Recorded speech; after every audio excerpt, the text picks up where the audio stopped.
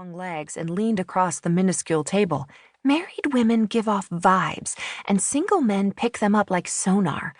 I tried to send him a signal, but it didn't work. He knew immediately. You, on the other hand, are giving off single vibes, and he's zeroing in on that like a bee does pollen. I'm sure you're wrong. Maybe, Amy agreed in a thin whisper, but I doubt it. She took one last sip of her drink and stood hurriedly. I'm leaving now, and we'll test my theory and see what happens. My guess is that the minute I'm out of here, he's going to make a beeline for you. She paused, smiled at her own wit, then added, the pun was an accident. Clever, but unintentional. Amy, I thought you wanted to talk. Erin, however, wasn't quick enough to convince her friend to stay. Before she'd finished, Amy had reached for her purse. We'll talk some other time. With a natural flair, she draped the strap of her imitation snakeskin handbag over her shoulder and winked suggestively. Good luck. Erin was at a loss as to what to do. She was 27, but for the majority of her adult life, she'd avoided romantic relationships. Not by design, it had just worked out that way.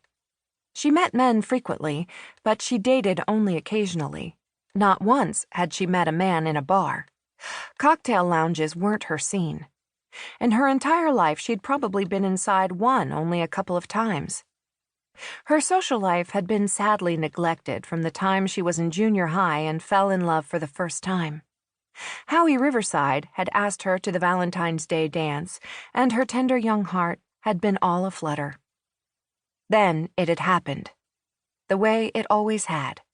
Her father, a career Navy man, had been transferred, and they'd moved 3 days before the dance. Somehow Erin had never quite regained her stride with the opposite sex. Of course, 3 moves in the next 4 years, unusual even for the Navy, hadn't been exactly conducive to a thriving relationship. They'd been shuffled from Alaska to Guam to Pensacola and back again.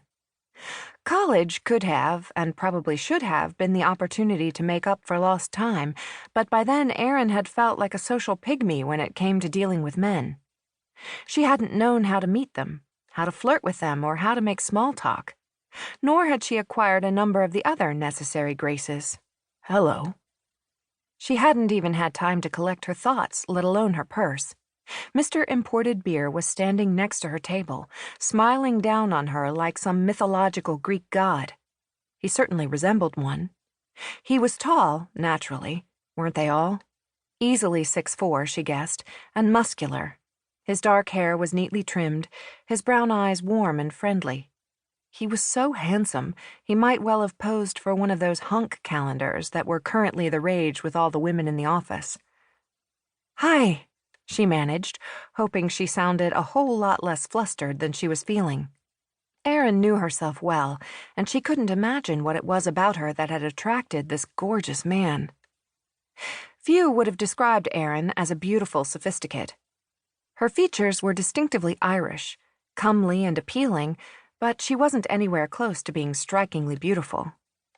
Naturally long, curly, chestnut red hair, straight white teeth, and a smidgen of freckles across the bridge of her Gaelic nose were her most distinctive features. She was reasonably attractive, but no more so than any of the other women who populated the cocktail lounge. Do you mind if I join you? Sure. She reached for her glass of Chablis and held onto it with one hand. And you are? Brandon Davis. He claimed the chair recently vacated by Amy. Most folks call me Brand. Erin MacNamera, she supplied, and noticed several envious stares coming her way from the women in the crowd. Even if nothing came from this exchange, Erin couldn't help being flattered by his attention. Most folks call me Erin. He smiled. Is it true?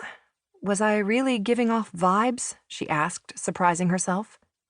Obviously, it was the wine talking. Generally, she wasn't even close to being this direct with a man she didn't know. Brand didn't answer her right away, which wasn't any wonder. She'd probably caught him off guard, which was only fair, since he was throwing her completely off balance. My friend was saying men in bars pick up vibes like a radar detector, she explained, and I was wondering what messages I was signaling.